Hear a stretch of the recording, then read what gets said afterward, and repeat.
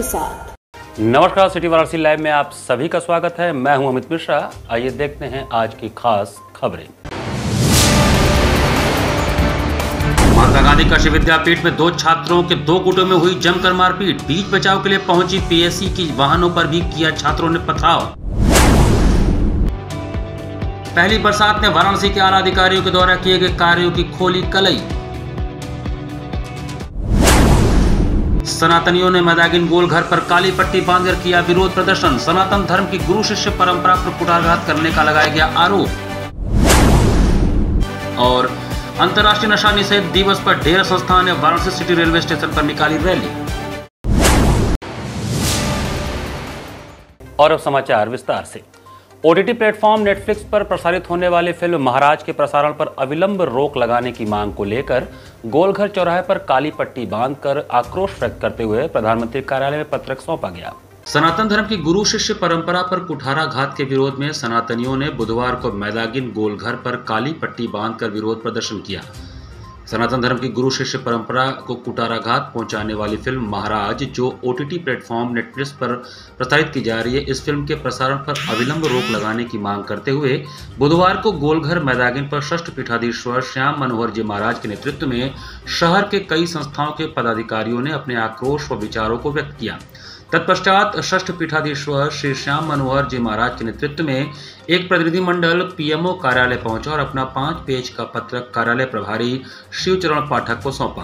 प्रतिनिधिमंडल में प्रमुख रूप से पहल समाज उत्कर्ष समिति के वरिष्ठ अधिकारी आलोक पारिक, काशी गुजराती समाज के अध्यक्ष अनिल शास्त्री, काशी विकास समिति ट्रस्ट के चंद्रशेखर कपूर, उत्तर क्षेत्र बाज खेड़ावाल गुजराती समाज के संदीप पांड्या, अग्रवाल समाज के राजेश अग्रवाल, वल्लभ सिद्धांत सेवा संस्थान के दीपेश चौधरी सहित काल भैरव वार्ड के पार्षद संजय विशंभरी उपस्थित थे। हमारे सनातन धर्म के विरोध में जो ये पिक्चर रिलीज हुई है, उस पिक्चर का विरोध करने के लिए हमको बाहर निकल कर आना पड़ा है और इसके माध्यम से हमारे आगे की पीढ़ी बहुत बिगड़ रही है और वो सनातन विरोध की तरफ जा रही है। इस पिक्चर के रिलीज होने के बाद हमारी हाई कोर्ट ने स्टे उठा लिया। तो उसके बाद ये पिक्चर जब रिलीज हुई है तो रिलीज होने के तुरंत ही बाद ऐसे कई दृष्टांत और उदाहरण सामने आ गए हैं कि जो हमारे बच्चे स्कूलों और कॉलेजों में पढ़ रहे हैं, तिलक लगाकर वैष्णव समुदाय के बच्चे, उनकी रैगिंग चालू हो गई है अभी से। इतना आप विचार करिए कि कितना जल्दी उसका इफेक्ट हुआ है सामने और ये और आगे ज़्यादा इफेक्ट होने वाला है। ये पहला घटना नहीं है, इसके पूर्व भी कई फिल्मों के माध्यम से हमारे सनातनी संस्कृति को तोड़ने के लिए, उसके प्रति आगे आने वाली पीढ़ी की भावनाओं को खंडित करने के लिए कई बार प्रयास हुए हैं। कभी रॉन्ग नंबर बुलवाया जाता है, कभी कुछ किया जाता है। महाराज फिल्म ने तो इन सारी चीज़ों की सीमाएं तोड़ के अति ही कर दी है। तो हमारा खाली महाराज फिल्म से विरोध तो मुख्य तौर पर है ही है, लेकिन अन्य इस सभर चीज़ों पर कि हमारे हिंदू धर्म के ऊपर जो एक ये आक्रमण लगातार होता जा रहा है, इसको लेके आज हम लोग प्रधानमंत्री कार्यालय पत्रक देने के लिए जा रहे हैं। और हमारी कुछ मुख्य मांगे ये हैं कि इस तरह के फिल्मों के प्रदर्शन पर बैन लगे, आगे के लिए एक ढंग से सिस्टम बने, बिना सिस्टम के कोई भी आदमी धर्म को किसी भी तरह से प्रस्तुत ना कर सके। महात्मा गांधी कृषि विद्यापीठ के नवीन छात्रावास में छात्रों के 2 गुटों के बीच मारपीट की घटना प्रकाश में आई है। वाराणसी से काशी विद्यापीठ विश्वविद्यालय के अंतर्गत नवीन छात्रावास के छात्रों के 2 गुटों में आपसी मारपीट इतनी बढ़ी कि छात्रावास सहित पीएससी के वाहनों को भी इस मारपीट में जद में आ गए। हालात बिगड़ते देख वाराणसी के तमाम बड़े पुलिस अधिकारी समेत कई थानों की पुलिस मौके पर पहुंचकर मामले को शांत कराने में जुटी। सूत्रों के अनुसार छात्रावास के अंदर देर रात कुछ छात्रों के द्वारा कुछ खाने पीने का प्रोग्राम छात्रावास के अंदर चल रहा था। इस बीच किसी बाहरी छात्रावास से कुछ अन्य लोगों के छात्रावास में आने के बाद आपस में कहा-सुनी के बाद 2 गुटों में काफ़ी मारपीट शुरू हो गई। इसके बाद एक गुट खुद को बचाते हुए पीएससी कैंप की ओर भागा। इसके बाद नवीन छात्रावास में उपस्थित छात्रों के द्वारा लबे सड़क खड़ी पीएससी के वाहनों समेत अन्य जगहों पर तोड़फोड़ किया गया। इसके उपरांत पीएससी के जवानों से भी छात्रों की नोकझोंक शुरू हो गई।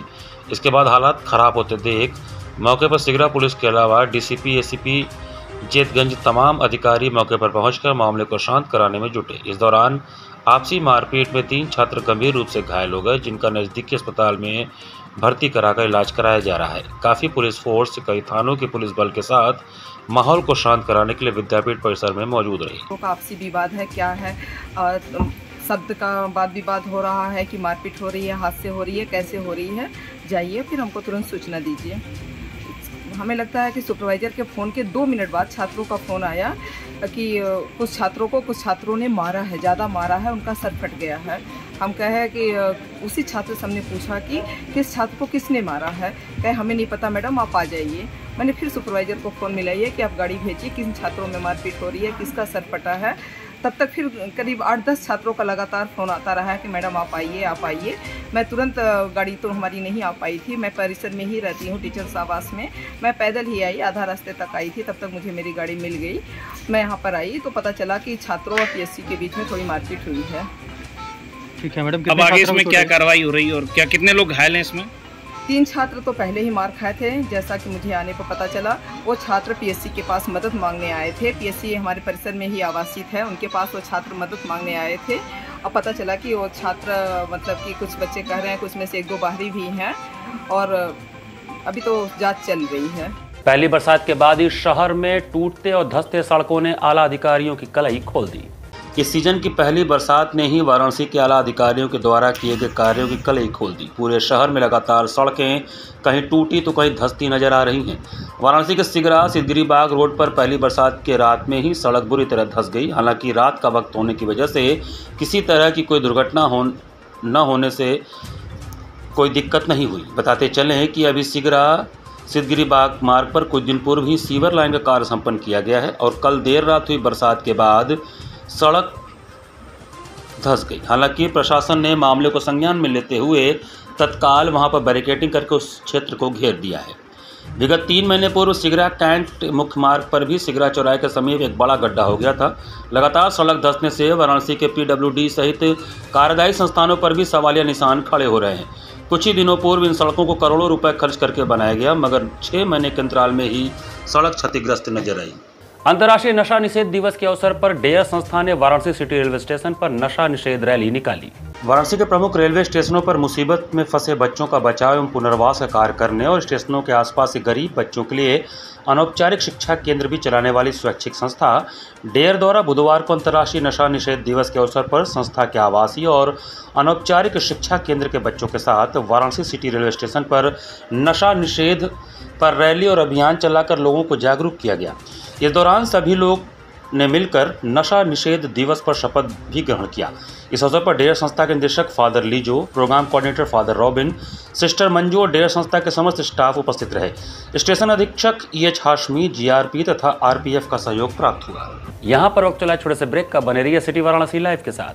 वाराणसी लाइव सच के साथ। स्वामी हरसिवानंद पब्लिक स्कूल छात्र छात्राओं हेतु वातानुकूलित छात्रावास की सुविधा, हर युक्त खेल का मैदान, इंडोर गेम आउटडोर गेम की सुविधा, जिम, योगा, ध्यान की विशेष कक्षा, NCC ABC सर्टिफिकेट तथा करियर काउंसलिंग की सुविधा, विज्ञान कला तथा कॉमर्स के साथ वैकल्पिक विषयों की एक लंबी श्रृंखला, कम फीस में उत्कृष्टतम अध्ययन की व्यवस्था, शहर के सभी क्षेत्रों में बस की सुविधा, विज्ञान, कंप्यूटर तथा सभी आधुनिकतम प्रयोगशाला उपलब्ध, audio video classes. Swami Harsivanand public school and hostel, शिक्षण समूह शाखाएं Garhwa Ghat, Ramna, Varanasi. Phone number 9554995413, Jagatganj Varanasi. Phone number 7408457111, Banpurwa, Ramna, Varanasi. Phone number 9554955412, railway station road, Churk, Sonbhadra. Phone number 7081109710, Marsada, Ghorawal, Sonbhadra. Phone number 955496319495 एवं स्वामी हरसिवानंद महाविद्यालय चुर्क, सोनभद्र। Phone number 7081109711।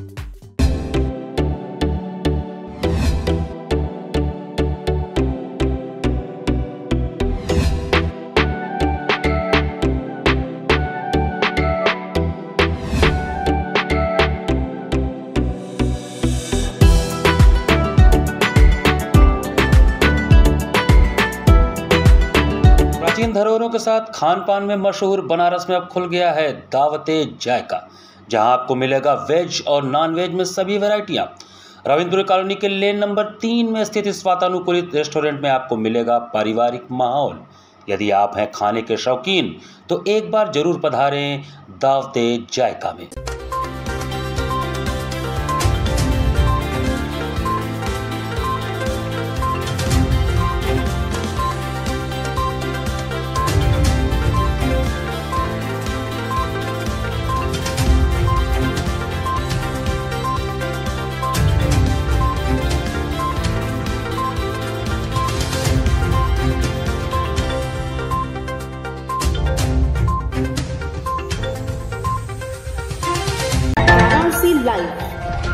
के साथ। ब्रेक के बाद आपका स्वागत है। बाबा अमरनाथ जी के दर्शन के लिए भक्तों का तीसरा जत्था वाराणसी से जम्मू के लिए रवाना हुआ। हिमालय गोद में विराजमान बाबा बर्फानी अमरनाथ के दर्शन के लिए यात्रा की शुरुआत हो चुकी है। कश्मीर में बिगड़े हालात के बाद भी बाबा अमरनाथ के दर्शन पूजन के लिए भक्तों का जनसैलाब उमड़ पड़ा है।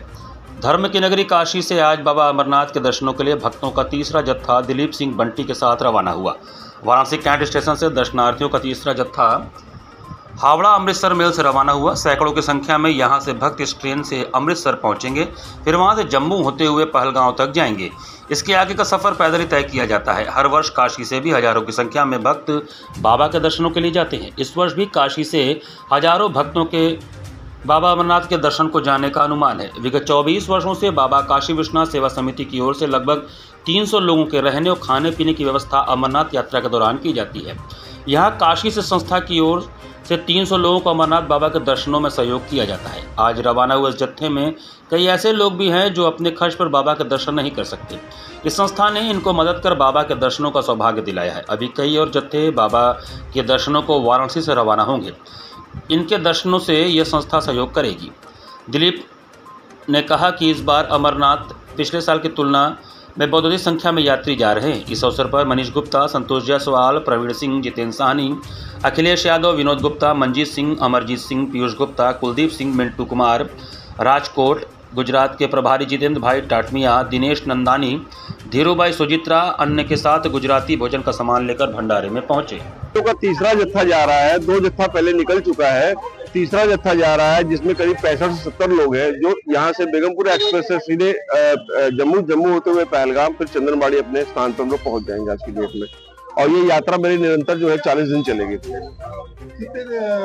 वहाँ क्या करना है, क्या जैसे हमारे यहाँ सभी लोगों को पता है कि बनारस की मेन जो है जितने व्यंजन है, पूरी कचौड़ी जलेबी से लेकर बाटी चोखा से लेकर पान का भंडार, ठंडाई का भंडार, और इस बार हम लोग विशेष रूप से मलइयों की व्यवस्था कर रहे हैं। इसके लिए यहाँ से 2 मशीनें ले जा रहे हैं और 2 मलइयों बनाने वाले कारीगर स्पेशल लेके जा रहे हैं। कोई दिक्कत परेशानी होती है? दिक्कत प्रशासनिक अगर आप कहेंगे तो विगत जो है 6-7 सालों में बहुत व्यवस्था सुदृढ़ हुई है। सिन्हा साहब हमारे जो है समझ लीजिए कि जिसे कहते हैं बनारस वालों का विशेष ख्याल रखते हैं और बराबर हम लोग के कैंप में आके हम लोग का हालचाल पूछते रहते हैं। हम लोग को सही पूछे तो कोई भी परेशानी किसी किस्म की नहीं रही है। ऑटो स्टैंड यूनियन के पदाधिकारियों ने अवैध वसूली के खिलाफ नगर निगम कार्यालय पर धरना प्रदर्शन किया। मंगलवार को ऑटो स्टैंड यूनियन द्वारा अवैध वसूली का आरोप लगाकर नगर निगम सिगरा स्थित कार्यालय पर धरना प्रदर्शन कर नगर आयुक्त अक्षत वर्मा से मुलाकात किया। इस दौरान ऑटो स्टैंड यूनियन के अध्यक्ष ईश्वर सिंह ने आरोप लगाया कि बनारस के लगभग 20 से ज्यादा स्टैंड पर अवैध पर्ची के माध्यम से वसूली की जा रही है, जिसकी तत्काल रोक लगाने की आवश्यकता है। उन्होंने कहा कि पास मशीन से बिना पर्ची काटे ऑटो स्टैंड वालों से धन उगाही की जा रही है। इसको लेकर नगर आयुक्त अक्षत वर्मा ने कहा है कि इस पर आज से तत्काल रोक लगेगी। नगर निगम से ये मांग है कि वो पहले वसूली बंद करवाएं, अवैध वसूली बंद करवाएं, अपने शर्तों पे काम करें। और ये मांग नगर आयुक्त साहब ने स्वयं स्वीकार किया है कि अब ये वसूली नहीं होगी और आज से ये वसूली बंद किया जाएगा। जब ठेका होगा तो वसूली की जाएगी। ये जो पर्ची पे वसूली करवा रहे थे, जो इसके पॉस मशीन से काटा जाए, स्टैंड के अंदर पर्ची काटा जाए, सब बंद हो चुका है। और ऑटो चालकों का शोषण जो लूट खसोट मचा था उसको भी बंद किया जाए। आज हम लोगों की यही मांग थी और नगर आयुक्त साहब ने आश्वासन दिया है कि आज से ये बंद किया जाएगा। कहाँ उत्पीड़न किया जा रहा था आप लोगों को? ये हर स्टैंड पे, ये कोई नहीं पूरे बनारस में किया जा रहा था। मां कामाख्या देवी मंदिर में आयोजित 3 दिवसीय वार्षिक श्रृंगार का मंगलवार को समापन हुआ। कामाख्या स्थित कामाख्या देवी मंदिर में 3 दिवसीय वार्षिक श्रृंगार का समापन 25 जून को किया गया। समापन के अवसर पर मां की अलौकिक झांकी सजाई गई, विशेष पूजन अर्चन किया गया। इस दौरान महामुद्रा यंत्र पर वस्त्र रखकर कपाट बंद कर पूजन अर्चन के बाद भारी संख्या में महिलाओं व पुरुषों ने मंदिर पहुंचकर मां का आशीर्वाद दिया। मंदिर के व्यवस्थापक स्वामी देवेंद्र पुरी ने बताया कि 30 जून रविवार को मंदिर परिसर से मां का चढ़ा हुआ लाल वस्त्र प्रतिवर्ष की भांति इस वर्ष भी वितरित किया जाएगा, जिसमें भक्तगण उपस्थित होकर इसका लाभ ले पुण्य के भागी बने। कामाख्या देवी के जो पूजित लाल वस्त्र जो प्रसाद है वह रविवार को 30 तारीख को भक्तों में वितरण किया जाएगा। कितना लाभ मिलता है?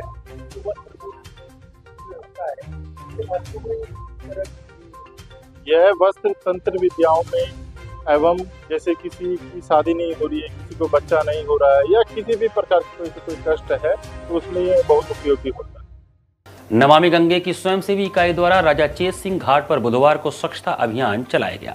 नमामि गंगे योजना के अंतर्गत वाराणसी की स्वयंसेवी इकाई द्वारा बुधवार को राजा चेत सिंह घाट पर स्वच्छता अभियान चलाया गया। काशी क्षेत्र के संयोजक राजेश शुक्ला के नेतृत्व में आयोजित इस कार्यक्रम के दौरान नमामि गंगे टीम के सदस्यों ने गंगा तट पर साफ सफाई कर कूड़ा एकत्र करते हुए अन्य लोगों को भी इसके लिए उत्प्रेरित किया। इतना ही नहीं, मौके पर मौजूद लोगों को गंगा प्रदूषण के दुष्प्रभावों की जानकारी देते हुए प्लास्टिक व पॉलिथीन का उपयोग नहीं करने की अपील भी की गई। गंगा सेवकों ने गंगा के गिरते जल स्तर को देखते हुए प्रशासन से आग्रह किया कि बांधों से गंगा जल आवश्यक मात्रा में छोड़ा जाए ताकि गंगा जल का स्तर पर्याप्त हो और काशी के नागरिकों के समक्ष पेयजल का संकट उत्पन्न न हो। तत्पश्चात घाट पर उपस्थित लोगों को जागरूक करते हुए राजेश शुक्ला ने कहा कि गंगा नदी करोड़ों लोगों के साथ ही कई वन्य जीवों का भरण पोषण करती है, लेकिन भीषण गर्मी और फैल रहे प्रदूषण के कारण संकट खड़ा हो गया है। इस संकट के समाधान हेतु हम अपील करते हैं कि गंगा के जल स्तर को बढ़ाया जाए। उन्होंने कहा कि यह सबकी जिम्मेदारी है कि प्रदूषण का निस्तारण कर मां गंगा को स्वच्छ और निर्मल रखें। आयोजन में प्रमुख रूप से नमामि गंगे काशी क्षेत्र के संयोजक राजेश शुक्ला, ऋत्विक, जगदीप, शाबिर आदि उपस्थित रहे। कि गंगा घाटों पर पॉलिथीन का, प्लास्टिक का इस्तेमाल न करें तो कितना अच्छा हो। आज हम इस चेत सिंह घाट से गंगा की ओर से गुहार भी लगाते हैं, प्रशासनिक अधिकारियों से यह निवेदन करते हैं कि गंगा का जल स्तर वाराणसी में काफी घट रहा है। हम निवेदन करते हैं, अपील करते हैं और ये स्वयं मां गंगा की ओर से गुहार लगा रहे हैं कि बांधों से गंगा मैया के जल को निरंतर ज्यादा से ज्यादा मात्रा में छोड़ा जाए ताकि जो 5 राज्य हैं जहां गंगा हैं विराजमान हैं वहां जल स्तर बना रहे और हम काशी वासियों की जो आधे शहर को गंगा जल से पेयजल की पूर्ति की जाती है उसका भी संकट उत्पन्न न हो। इसी के साथ सिटी वाराणसी लाइव का ये संस्करण हम ही समाप्त करते हैं। मुझे दीजिए आज्ञा। नमस्कार।